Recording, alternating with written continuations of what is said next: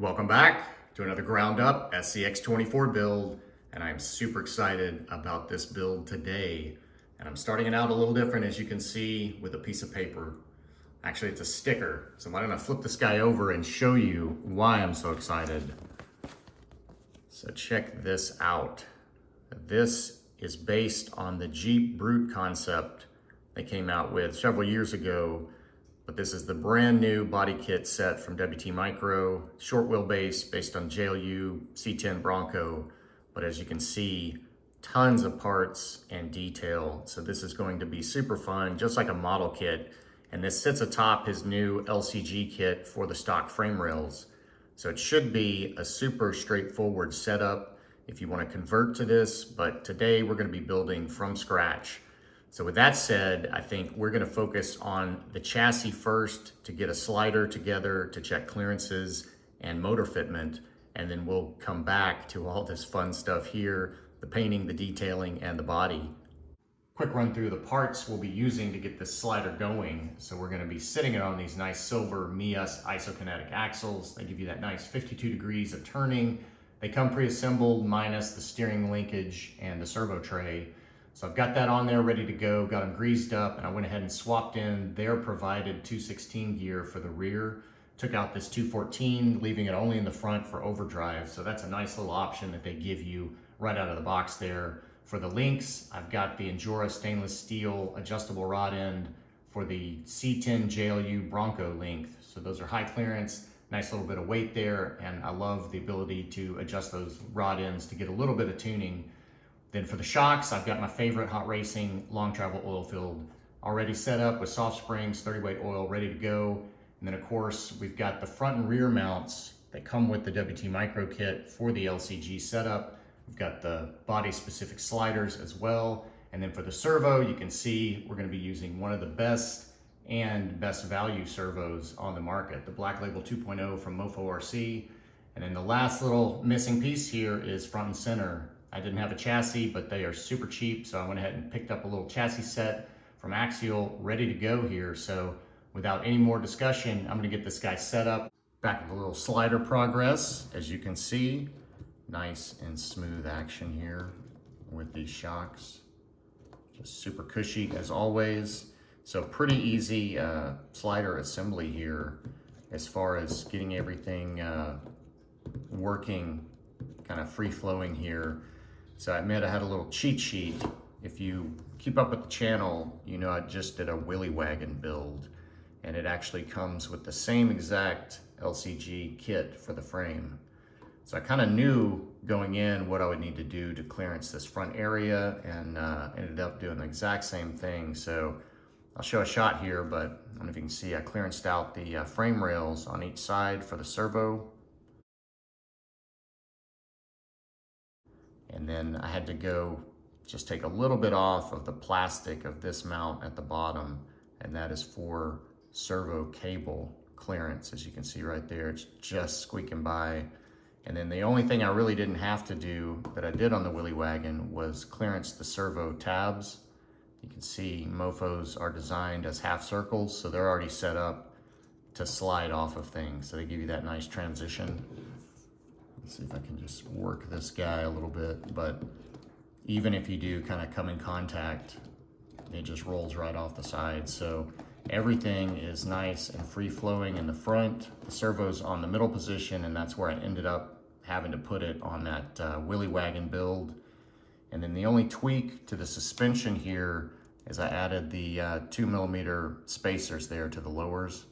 And those are just those Endura aluminum spacers. So that kicks out my caster, and you can see that servo lean, and that is all about even with the top of the mount. So that ought to be as much up travel as we can get out of this thing. And the rear, no tweaks, just all stock. And I just basically tried to set up the shocks to get an even ride height at full compression. And then you can see the sliders, kind of counterintuitive. The long side goes forward, but that's just how they work with this body. But pretty easy setup there. So I think now let's take a look at the paint and body work and all of those kit components and how those are going to assemble, and then we'll come back to this and attack the motor.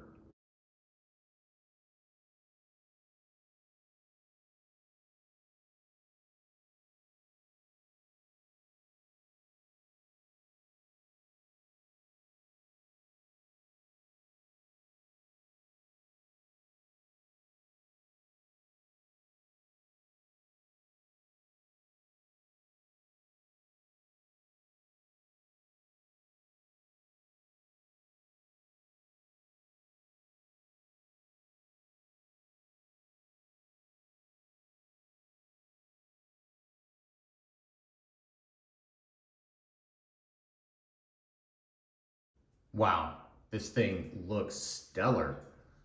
As you saw, a little bit of detailing work went into this body, but I think it was worth it. And that mica silver looks fantastic. Just a little more, I guess, masking work than typical for the fenders and for that interior to get the color match I wanted with the roof. But man, that just looks awesome. And then I just picked up the details with brush and used my typical panel liner, sealed it all in with a clear coat. But man, just super happy with it. The details came out great. Lenses look stellar. One thing I did was open up these LED holes for my 3mm LEDs a little bit. The rear ones, the lens sits out, you know, flush, and you actually have a little pocket behind there. It looks like these guys, the lens drops all the way to the back surface. So I don't know if the LED can even poke through these guys. And now that I'm thinking about it, these may have been set up for 1.8mm LEDs. So you may not even need to do that. You know, lighting is up to you anyways. But as far as the other pieces, didn't do any detail on the dash on this one because the gauge pods are recessed and I didn't think I could get in there without making a mess, but I don't think you'll see too much of that. And of course, color match the seats and the steering wheel, a little detail there on the spokes. And then you can see the roof is magically standing on its own. That's because I've got a magnetic work mat and this has a magnet on it. So this hole here will also have a magnet. So this roof will be removable in the end, which is gonna be really cool just to take that off and actually see the seats and everything. And then of course the bed. So we are ready to go here with some assembly, but before we do that, I've got one little surprise here to go along with this body, and that is another little KARNAGE RC offering. So these are actually some clear windows for the front windshield and the rear on that roof. So I can pull these guys out. So they have a protective coating, but they are cut perfectly, as you can see, to fit. And I've already test fit these guys in. So excited to have some windows in this one. This will be my first WTMicro with some glass, so to speak, some glass. But anyways, another great little scale detail from KARNAGE RC. They do offer the wood bed for this guy, but I just, you know, the way I'm going with the look, I didn't think a wood bed would be the look I wanted on this guy. But anyway, super excited about that. I think all of this is going to come together nicely. Got the body mounted. Figured we'd do a quick clearance check on this front end because that is usually the issue. And look at that. I mean, that is nuts right there. So let's see. Let's compress this guy. I don't want to push the body down. Let me just push the chassis. So look at that. I mean, we are right there, snaking by. Let me actually twist this servo so that is up into the grill as we compress and see what that does. Look at that. Still just barely missing it, like a hair, a rolling paper. I mean, just no room at all. So it doesn't look like we get up past that lower light bucket. Let's see if we can actually see that from the front. Yeah, it looks like it's sitting right below where the lens would be. So that's good news. I was thinking about trying to rig up a lower LED for those little guys, although it's not set up with a light pod. It just has lenses there. But I've got some nano or some pico LEDs that are just super micro chip type LEDs that might work there. So that was my thought. And it looks like I may still be able to try something like that, but man, super tight fit. I don't think I could have kicked the caster out any further than that 2mm spacer there on the bottom to bring that forward. But every millimeter forward helps with the approach angle, and it also helps get the tire out of the fender potentially. So right there, I think I'm pretty happy with this initial setup.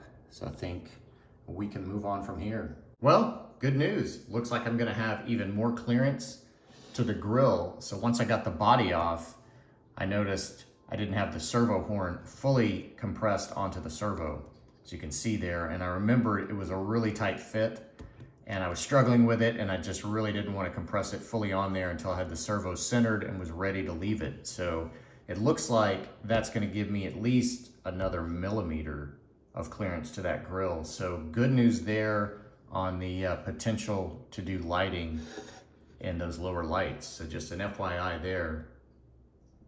And here we are, fully assembled. And wow, this thing is gorgeous. So you can see I got my glass in, or my plastic rather. Got the seats, interior. Let's take a look at the rear here. Got the light pods on, the hinges, just looking next level. Love those little added details. And then we've got the light buckets up top and then the lenses down low. But just looks super good. Could not be happier with this thing. And let's see if I can get the roof off. It is a super tight fit. Let's see. There we go. So there we have it, topless. And I almost had a flawless job, but you can see just a tiny little, almost looks like a scuff on the glass. So I was a little bummed, but you know, not perfect. A little at the top, passenger corner. But what I used was this, I guess this is Tester's Model Master for clear parts, which I typically use on all the lenses, the headlights, taillights. And for the rear, this guy snapped in basically. So I just put a little dab up at the corner on the inside, and there's so much overlap on this one. And like I say, it was a super tight fit. So this is just perfect. So really, it's nice when you don't have to use any or just a little. And then on this guy, you can see it got a little, let's see if I can get it to focus here a little bit better. You know, you can see around the inside edge a little more, but there's a gap all the way around that windshield. So initially I just tried to run a bead in the gap right out of the tube, and that was a mistake because it got a little sloppy. And I kind of picked up the bezel and wasn't thinking, it was like, I'm gonna look at the other side, and the whole window fell out on me. So had to pick it up and kind of clean it off. Luckily, I got just a wet kind of towel and got all this stuff off. It was pretty fresh, and that's when I left like a little smudge. Then I went back and did that same process again, but I used just a little bit on an X-Acto and kind of put it in that groove, just a little at a time around there while it's sitting face down, and that seemed to work. And I just let it sit. And then from the front, because you've got that coverage, you really don't see much except for the mistake kind of smear that I made in the process. But you know, if I wanted it to be perfect, I would have just ordered another windshield, but you know, it looks pretty good. So we're gonna move on, keep this guy rolling, and let me pull this off. We'll take a quick look underneath, but nothing too difficult here. Did a couple of welds on the front and back after the fact on this bed. It does have a ledge all the way around, so that's nice. So all this was shoe goo. I did the seats and dash first, let that set up, and then you kind of have a slot to put your windshield in. And then I got the windshield on there, and I went ahead and had the roof on there to make sure I had the lean. And then I actually used a rubber band kind of around just the top here while that was all setting up to make sure this was held back at tension here. But came out wonderful, I think. So I think that does it for the body for the moment. Moving right along, I had to slide that gorgeous body slightly out of frame so we wouldn't get distracted and could focus on the task at hand, which, as you see, is getting a motor in this guy so we can actually check the clearance under that interior tray. And since I've recently completed a similar build in that Willy Wagon with an interior, pretty confident this is going to be the combo. So what I've got here is Mofo RC's V2 Nano Bam, little micro brushless motor. You can see the font there. That's how you can tell you've got a new one, because it's different than the typical branded font. But a great little motor there. And we're gonna put that on his standard mount. So that is this 2-piece mount here that'll actually use a transfer gear to get over to the spur gear, because it mounts this little motor in the same stock position of the 030 brushed can. So rearward facing, passenger side, nice and low. So that ought to tuck right under that tray. And I've got a brand new assembled axial plastic transmission to put that on. So always nice and smooth and quiet. So I'm gonna get that together, get it in the truck. We'll shut the lid, and fingers crossed, this is all gonna work. Let's go through the assembly of this very quickly for those who have never used the standard mount. But you can see I've got it all kind of mocked together here. So the order of operations typically is that flathead screw there. And the reason it's flat is because you can see it's partially covered when that spur gear is fully seated. So I usually put that guy in and then go ahead and put in the 3 other motor screws just for alignment. But you're gonna wanna lock tight and snug in that little flush mount guy. So then you can remove all of these 3. You don't need them yet. Of course, you'll put on the spur gear, the nut, so you're ready to put the cover on. So you're gonna wanna put the little transfer gear, just kind of set it in there in position, put the cover on, and then you're gonna thread the screw through that transfer gear that's under the cover and tighten it in. Same with this, but you don't have the gears. You just thread those in and you've got your motor secured, and you're gonna wanna thread lock all of those guys, but then you've just got the 2 screws here that'll secure the motor plate in these low positions here. So that's really all there is to it. And what I like is there's no end user mesh setup. As you can see, that transfer gear is just in the position it's gonna be based on the motor mount screw, and that is set up perfectly. Of course, I don't have the spur gear seated, but nothing to it. So I'm gonna go ahead and finish assembly, and then we'll take a look at it. Quick demo of this guy in action before I actually get the cover plate on there. So I went ahead and seated that spur gear, and you can see literally this is transferring over from the pinion to the spur. So that's why it's a transfer gear. But the reason for it is just to take up that gap to allow the motor to mount where it needs to mount. And you can see on the back side, having the motor on this side tucked low, you're limited by the edge of the transmission. So it's over as far as it can go, and it still can't get to the spur gear. So there we go. That's the solution right there.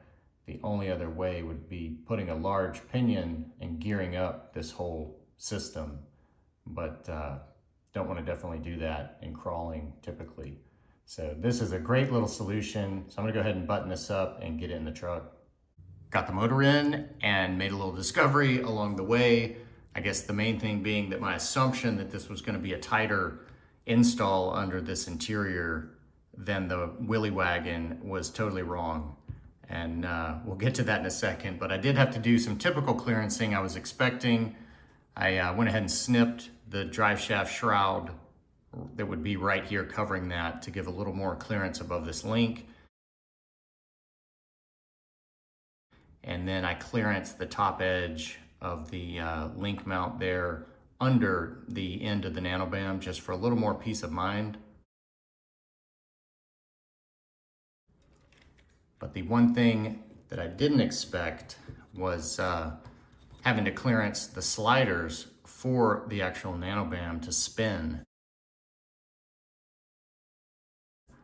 And the reason for that is that this bottom edge, I guess, is raised up.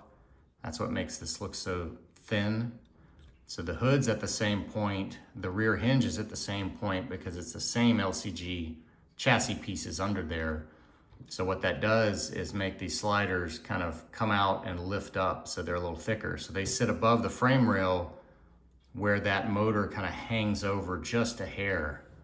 And you can see we've got like 3 millimeters of clearance to the bottom of that tray, maybe from the motor. So plenty of space to the top. It was a different issue here. And and you can see that is now taken care of. You can see some light through there, but you want to make sure that is all clear, no pressure on that motor or can at all. So nice and free spinning there. And I'll tell you what, this body doesn't just flop back down. It's a tight fit. So I'm hoping it will stretch out just a hair, but you kind of have to square it up and get it right on there. And it is just perfect fit there. So I think now I'm gonna get out some electronics. We can actually spin this motor up, make sure everything is all good before we go any further here. Quick run through of what we'll be using for the electronics. I've got the usual suspects here, this little 4-channel micro receiver for the FlySky GT5. Got that guy all soldered up, ready to go. There's no bind plug, it just has a bind button there, as you can see on the back. And then we're gonna be using Mofo RC's Rockwolf ESC, and that does come with a little program card here. So you need to plug it up and go ahead and set your low voltage cutoff because it is not set, but it is preset for the Nano Bam motor we're using. So no further adjustment needed. It doesn't come with a battery lead or jumper. So if you need one or want one, you're gonna provide your own. And of course, since we're using this little 3S, I say that, hopefully we're using this exact 3S. Well, 250 looks like it may squeeze in there, but I've got that JST jumper to get that to work, but not too much to it. So I'm gonna plug it up and we'll go ahead and spin it up and make sure everything is good. Okay, let's get plugged up and bound up here. So let me get this battery in, and then we're gonna need to put this in bind mode by holding that button as I turn it on here, so we can get to all this stuff. So we've got the fast flash indicating we are in bind mode. So now I just need to turn on the radio while holding bind. I've already got a channel selected. So it looks like successful. So that is all that happens on the radio. So now we can turn everything off. We've got the slow flash. And we'll just start again. So let me get the radio on. There we go. You heard the motor beep, so we are ready to go. So we'll get in a little tighter. I figured we'd start with this closed. I think we know it's gonna fit. Nice and smooth. Doesn't sound like it's contacting anything.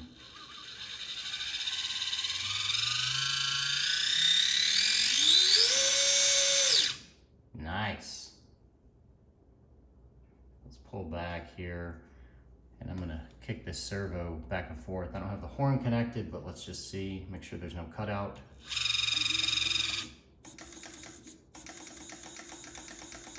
Doesn't feel like it. All right, so I think that's a success there. So time to get the drive shafts in, the steering hooked up, adjusted, and we'll be ready for wheels and tires. All right, we're gonna do a quick final spin up now that the drive shafts are in. The steering is adjusted here. So let's give this guy a little test. So I ended up having to put some metal drive shafts in the front because of the extra length with that caster. And it looks like that may be causing me a little bit of wobble.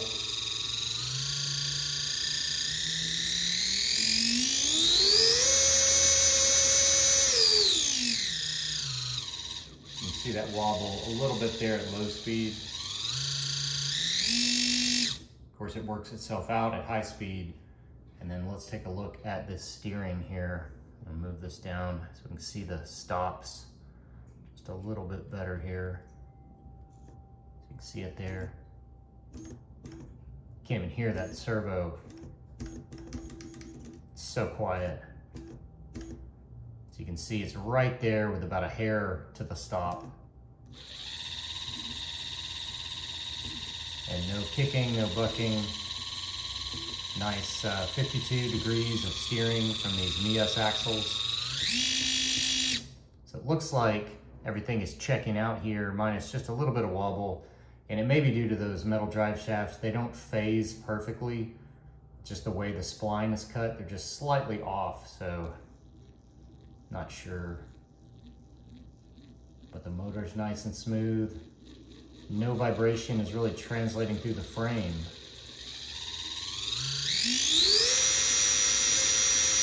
So it looks like, you know, I can live with that. So I'm gonna check that off. We can move on. Well, what is this? Well, some cheating has gone on. Some time has passed. There's been a multi-day wheel tire rodeo.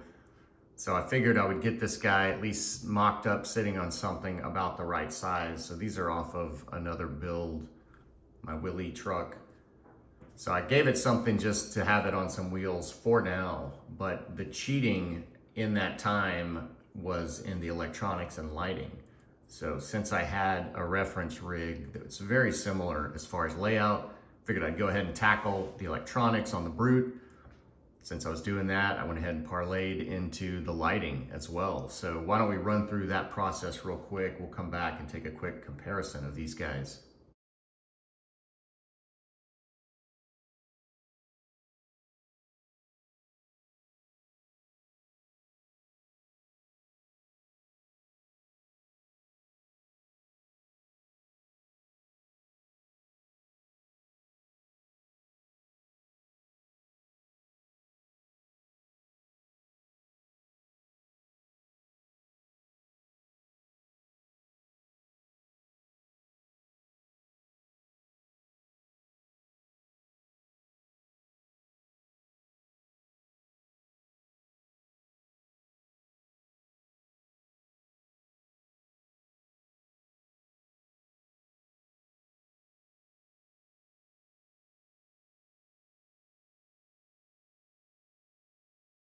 Well, not too much to it, just a little soldering skill and some creative wire routing and lots of bits of black tape, as you saw.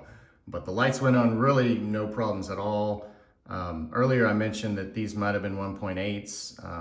Of course, these aren't set up for anything, so I used the little chip LEDs. I think these were set up for 3mm. The rears are definitely set up for 3mm. So just to clarify that, but you can see I've got a battery out here, so that's where I had to change plans on the electronics. Earlier I showed a 250. It's a little bit longer, so lost a little capacity here and a little size and weight, but this one fits in just perfectly under that interior tray, just friction fit. So speaking of interior trays, let's open this up and look under it at this main layout. So you can see no Velcro. Got a little space over the frame to that transmission, so that battery tucks in nice right there, plenty of room. Then the receiver, or the ESC actually, is friction fit right there on a little aluminum crossbar I added between the frame rails, just like the Willy Wagon. And then the differences really occur when we get over here to the passenger side. So because of these sliders being so short and having that forward bias, it pushed the receiver to the front here to be able to fit it on this side.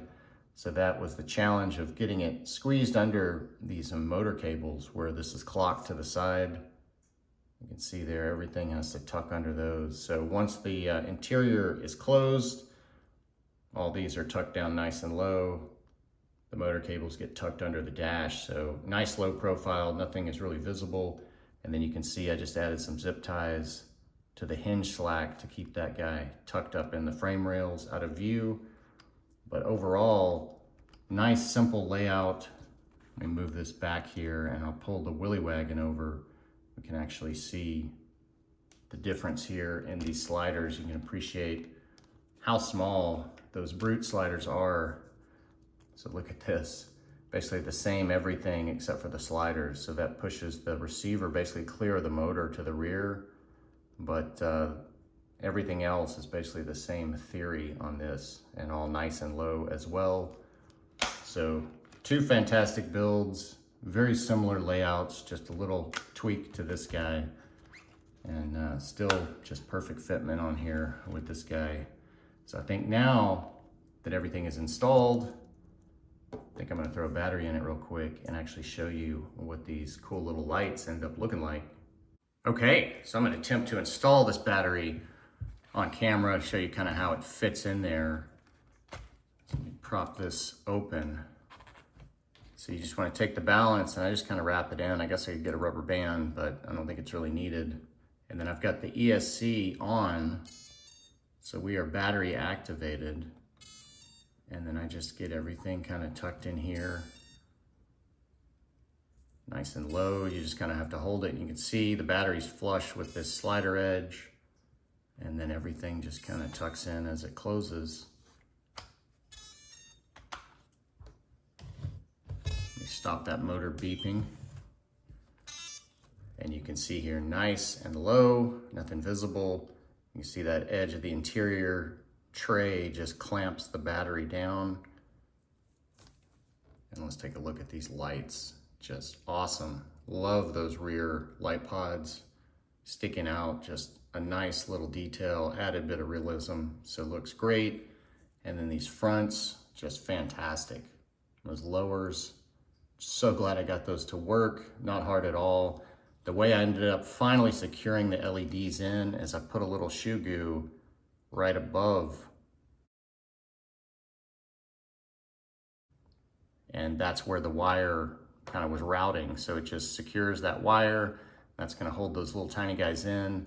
And then for these 3mm that don't really stick through, you can see they protrude out the back. I had to put a little dab of shoe goo on the inside edge there just to make sure those don't fall out, but they're also, of course, taped up to the hood. But you can see they're just perfect. And you don't even see these lower LEDs protruding at all. They're so tiny. So no problem with clearance there. So just working out fantastic. So super happy with the lighting. Man, you really can't hear that servo at all. Take a look at the rears again. Just awesome looking. So totally worth it. Glad that Matt puts in the extra effort to add in the light bucket option if you want to run that. But I think that does it for lights and electronics. So that just leaves wheels and tires for this guy. The actual wheels and tires that we're going to be running on it. Not that these look bad at all, and these may be some alternates. But speaking of wheels and tires, I think it's finally time that we roll into those. And we have another guest build on the table. So I've got the wheelie truck out here because this is actually the rig that I stole these alternates off of. So it's a good comparison here. It's the same C10 wheelbase, although it ends up being a longer body, and I've got it adjusted with the axle moved further forward, and I'll show a comparison shot of that. But that gave me a little more clearance here at the fender to have more tire options. So this is probably the smallest option on here. This is the Brave and Ironside. So these are the BFG KM3s. I believe these are 50.6. These are probably in the 50 range. So pretty similar, although a lot narrower tire, as you can see there. And that was the other issue with this guy.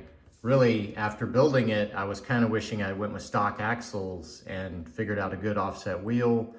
Maybe like a +3, +2 would be about perfect, I think, for this guy. So part of the issue I was running into with my original choices for this Brute was this fender edge here is quite a bit forward. And we saw that slider has that bias to the forward as well to pick that up. And then we already know how tight this is to the grill with that servo horn. So there's really no more forward axle adjustments. So that really kind of set tire height. And you can see with these wide axles, it does not help because it pushes everything out, getting it into the fender quicker rather than tucking it in. So that was a consideration as well, finding wheels with the correct kind of zero offset or actually a positive offset to suck them in a little bit. And then of course, playing with different tire sizes and of course, styles as well. So I think, you know, as I said, I got the tire rodeo already out of the way. So I think now I'm gonna go ahead and bring over what I finally mounted up and selected here. Let me get these guys in frame, but we'll do this one a little different. And I'm gonna start with, I think, my favorites and the smallest. So these are just like what's on the Willy truck. These are Mazz Designs Vader wheels, except these are in the raw finish. And he just put out a second batch of these, and if you were lucky, you maybe pick some up. But I think these raw are sold out, and so are the black right now. But just a really good looking wheel, and again, working great with this machine finish axle color. So just a perfect match there. So really, really digging these, and I think you will as well once we get them mounted up. And again, we'll look at the clearances of all these, but these are Mazz wheels, so they tuck in nicely.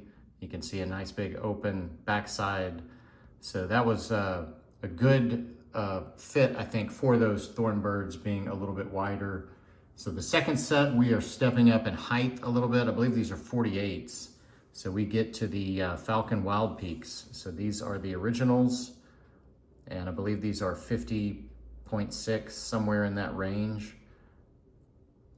But just a great looking kind of AT-MT hybrid. Thought that was very appropriate for the Brute. And then for the wheel, I've got them wrapped around Mazz Designs Venom wheels. So you can see I've kind of stuck with the spoke pattern here. Just a little different look, and again, that nice machine finish. So very similar wheels in all aspects except for look. And then you can see width-wise, pretty equal, but height-wise, a little more height here. So moving on to the final selection. We're changing it up a little bit, and we are also moving up in size. So we've gone to black for these guys, staying with the spoke design. These are actually some wheels that I've had for a long time and just have never used. These are the Trio Type D wheels, and I don't know, I've never used them because they've got one of those Trio features, and that is this machined lip. But once I mounted up these J-Concepts landmines to them, the way the bead seats, they get a nice bulge, as you can see, and they cover that machine edge. You get a nice blacked out wheel. So that made the decision right there. So these look great. And I don't think I've mentioned any kind of setup here. So all of these are vented in the tire because none of the wheels are. And then this has, I believe, 3/4 crawl innervation, soft and firm, or soft and medium. This has a half soft and medium, and then this has a whole soft and medium, and that's front and rear respectively.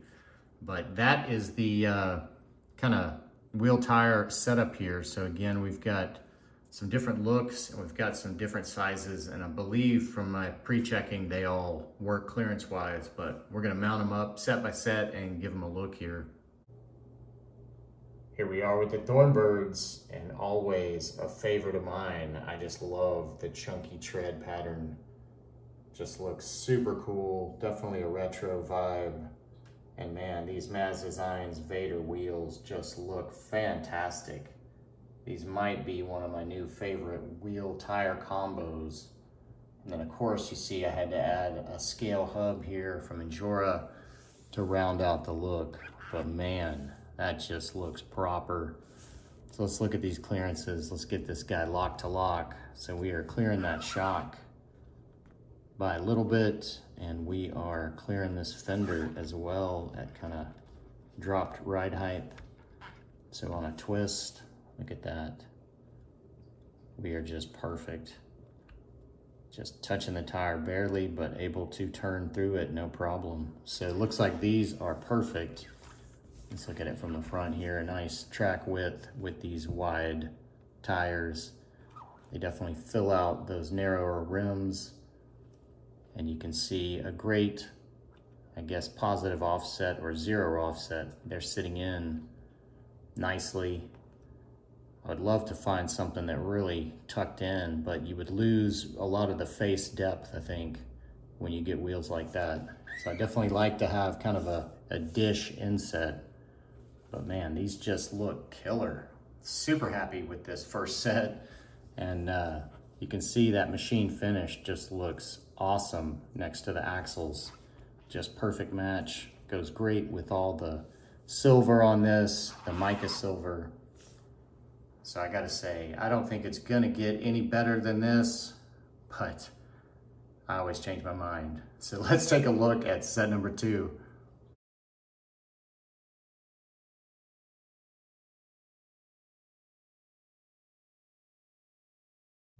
Man, these Venoms are where it's at. Just super sick.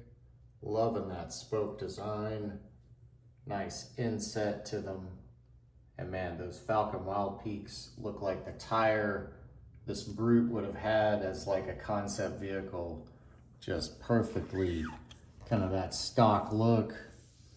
Not too aggressive, but definitely not tame.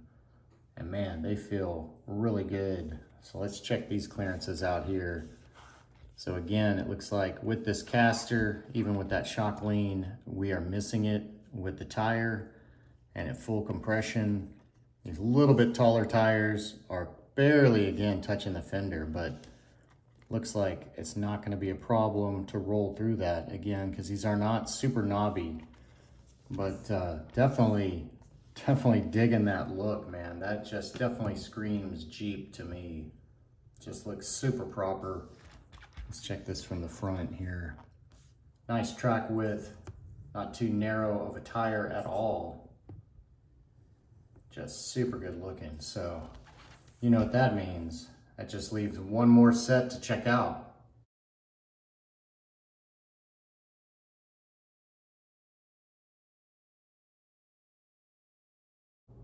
Last but not least, we got the Trio Type Ds with the J Concept landmines. And man, they do not disappoint. They look really good without showing that polished edge. I think that really helps these wheels look a little bit smaller diameter than they are. That's one thing about Trio wheels. They're typically a little larger than a true 1.0. And sometimes that may throw the scale look off a little bit. But because of that full wheel blackout and the black tires, it blends, and so it doesn't look like a plus size wheel at all on this thing. And man, I think it looks proper. I think these are around 52 millimeters, so about probably the largest. But because of this positive offset here, we've got basically the same clearances as those Wild Peaks. So just a piece of paper there at the bottom corner, and then on twist, basically the same exact clearance as those Wild Peaks. So just barely getting into the corner. But again, since this is not a super knobby tread, that shouldn't be an issue. But man, just a killer look. And again, it's got a nice track width, good width to those tires. And you can see how they sit in on the knuckles a little bit more. So this is the narrowest of all the setups, kind of the blacked out version of the Silver Bullet. Hey, I just think I named the rig here. But I think it looks pretty good any 3 ways you cut it here. So definitely a strong contender coming in at set number 3. So I think that is gonna wrap up wheels and tires for this guy.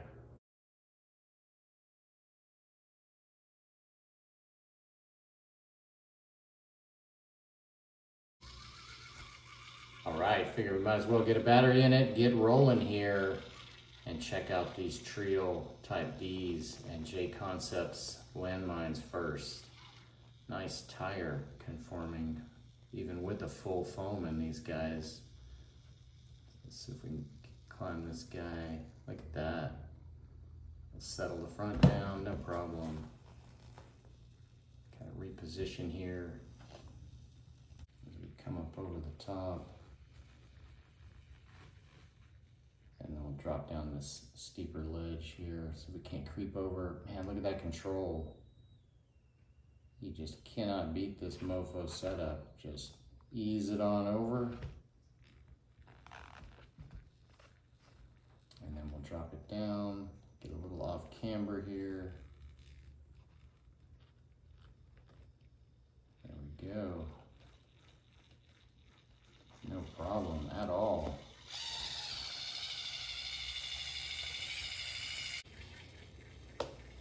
All right, we are coming at this opposite direction. Added a little ramp in, and I don't know if that's gonna help it enough to get up over this steep ledge. I think I definitely have to hit it at an angle to clear the belly. We can get a tire to catch and drag us.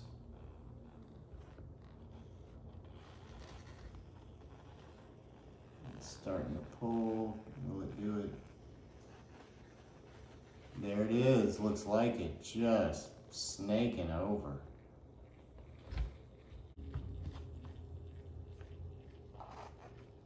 Perfect. Oh, look at that landing. I'm gonna bring it out a little bit.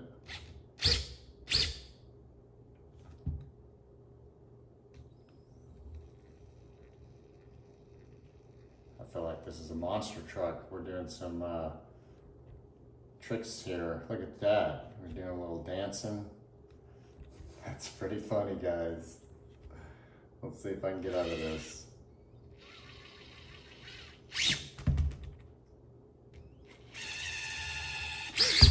There we go.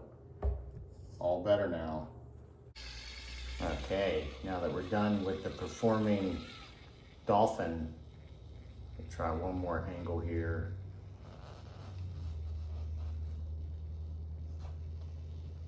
We can't get him to bite. Looks like it.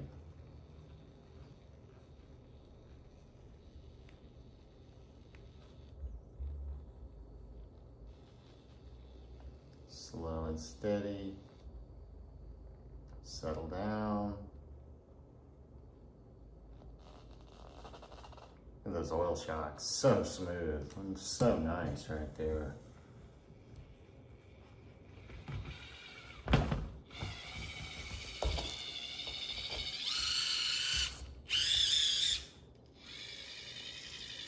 So I think that does it for this first set.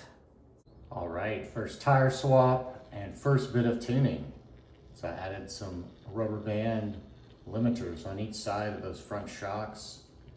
Let's see if that'll keep that nose from wanting to lift up and unload so much on the climbs. But man, just take a look at these wheels as we creep by. Just gorgeous. Always some great designs coming out of Mazz.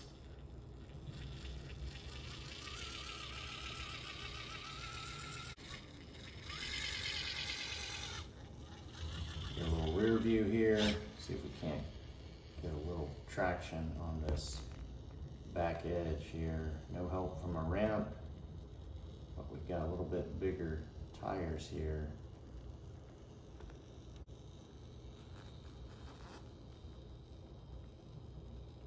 Definitely keeping the nose tucked. I think that's helping, but that's not going to help the belly, but the tire height might. I think we're still going to have to wiggle and grab.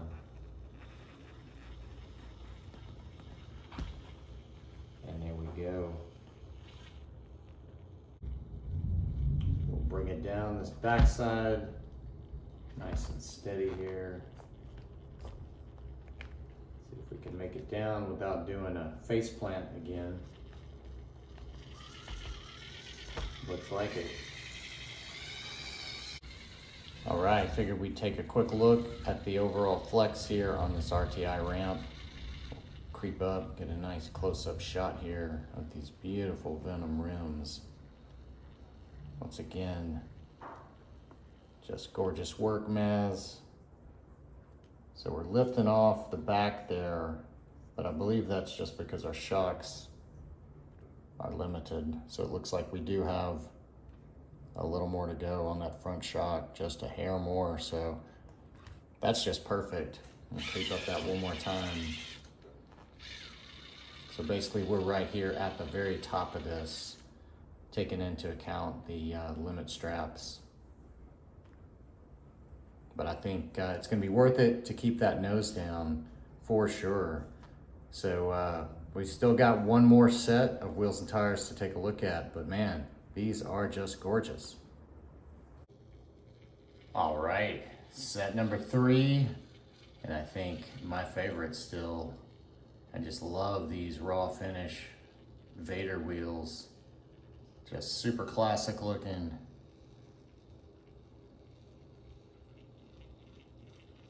Look at those. Does it get any better than that? Just fantastic.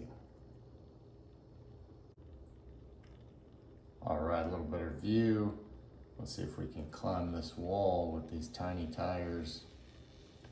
Get up over, there we go. Just gotta get that grill past. Let's see if these rubber bands do the trick here. May have to reposition slightly.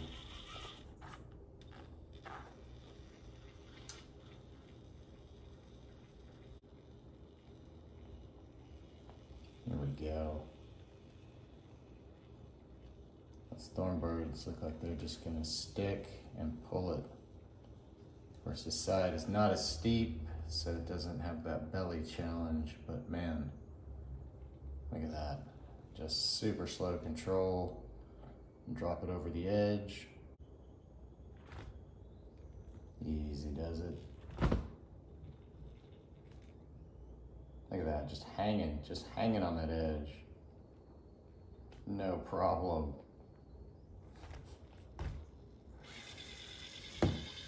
Nice.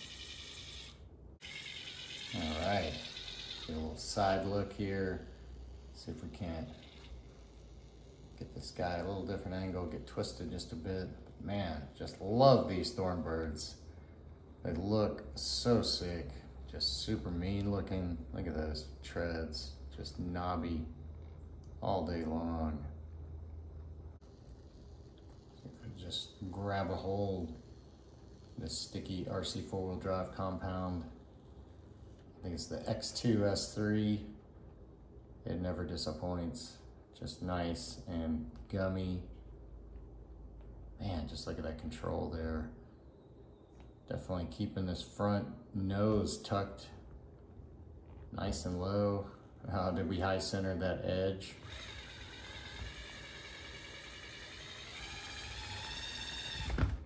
There we go. Bring it on down.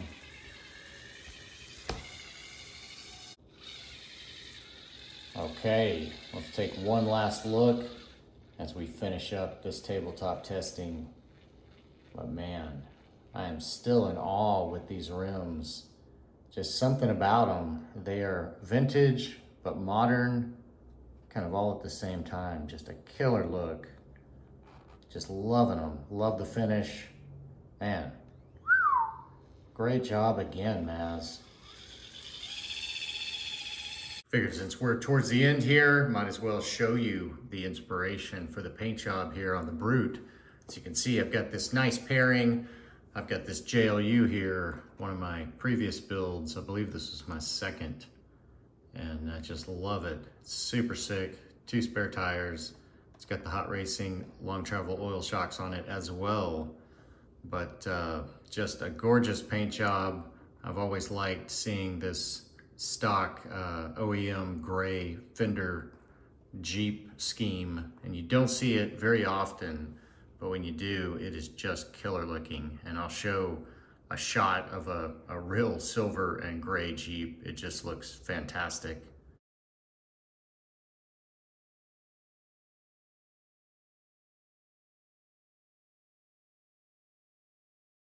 But as you can see, that was the inspiration. A little different silver tone. I think this is just bright silver.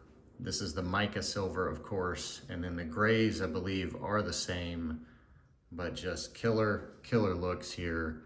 And of course, the JLU started out with bright silver rims. The black are the alternates. So just like this guy can go dark as well. But black looks good on any color. So anyways, I just wanted to kind of share a little bit of the inspiration here for this guy. Well, I think that's gonna do it. And man, it's turned out to be a fantastic build. 3 fantastic wheel tire combos to give this guy severely different looks and different sizes as far as the tires, so a little different capabilities potentially, but man, just could not be happier with this guy overall. Let me zoom in here just a bit closer on it. And one of my favorite features that we really haven't looked at much is this roof. So that is just super sick. You can ball around roofless like that if you like. I don't know if I'd recommend it because it leaves this all unbraced except for the glue point here. But man, it certainly looks killer. Definitely a good way to display it. Just loving the nice features that Matt's adding into these kits lately.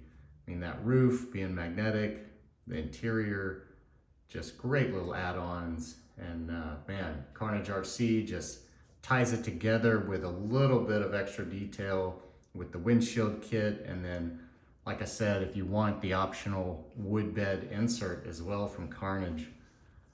But man, just fantastic here. So I guess if you're building one of these kits, hopefully this helped you out a little bit. It's definitely a challenge as far as the electronics and motor fitment inside, but as you can see, it's not impossible. In fact, it was not too hard at all. I think the lighting was more the challenge, and I wouldn't say that was really hard at all either. It just took a little bit of thought, but those little LED chips on the bottom are just an awesome little addition. You get the full light on the grill, so just perfect there. So I think with that said, we're gonna wrap this up.